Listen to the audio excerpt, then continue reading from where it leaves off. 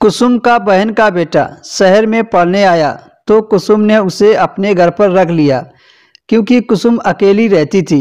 कुसुम के पति मुल्क से बाहर रहते थे। पति से बात की तो वो मान गए। कुसुम का बहन का बेटा कुसुम का बहुत ख्याल रखता था। बाजार से कुछ भी लाना होता तो वह ला देता था। एक दिन कुसुम बीमार हो गई तो कुसुम का बहन का बेटा कहता कि आप अब आराम करना। रात को वो उसे दूध के साथ दवा खिलाकर चला जाता। जब कुसुम सुबह उठती तो उसे बहुत सुकून होता था। एक दिन ऐसे ही कुसुम के पेट में दर्द हो रहा था। डॉक्टर के पास गई। डॉक्टर ने कहा कि तुम गर्भवती हो। ये सुनकर कुसुम की तो जान ही निकल गई, जैसे आसमान उसके सिर पर आ गिरा। कुसुम आश्चर्य से डॉक्टर की शक्ल देख रही थी, जो उस पर ऐसा धमाका कर चुकी थी कि उसके सोचने और समझने की क्षमता खत्म हो चुकी थी। उसे ऐसा लग रहा था कि उस पर आसमान ही आ गिरा हो। ऐसा कैसे मुमकिन था? वह मानने को तैयार ही नहीं थी। कुसुम ने डॉक्टर साहिबा से कहा कि आपको जरूर कोई गलत फहमी हुई है, मुझे सिर्फ पेट दर्द की शिकायत है।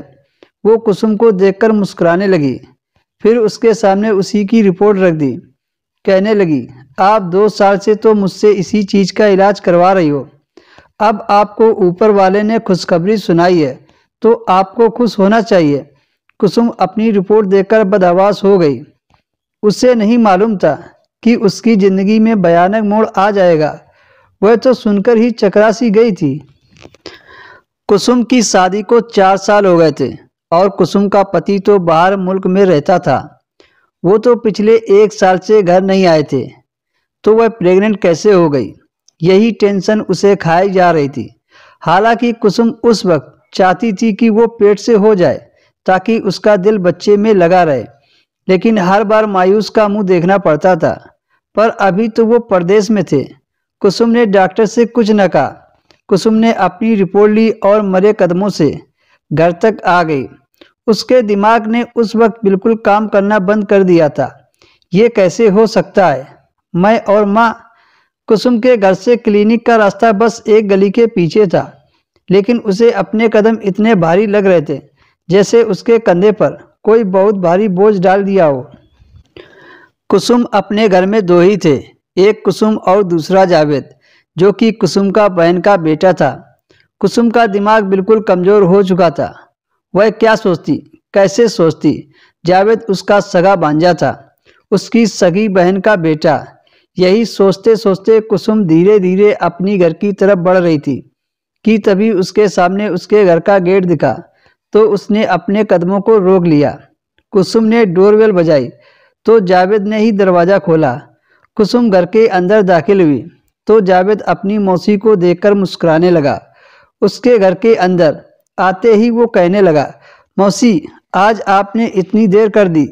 मैंने पहले तो आपका खाने पर बहुत इंतज़ार किया, लेकिन फिर मुझसे भूख बर्दाश्त नहीं हुई, इसलिए मैंने तो खाना खा लिया है। आपके लिए खाना लगा दूं? कुसुम ने कहा, नहीं, मुझे भूख नहीं है।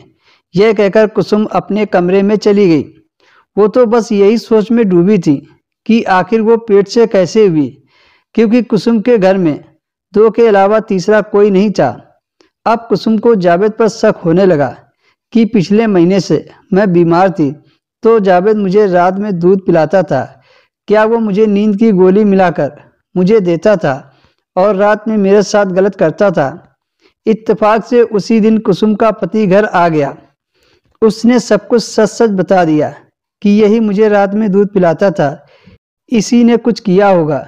कुसुम का पति कुसुम को फिर से हॉस्पिटल ले गया और दोबारा से चेकअप करवाया तो वह प्रेग्नेंट नहीं थी।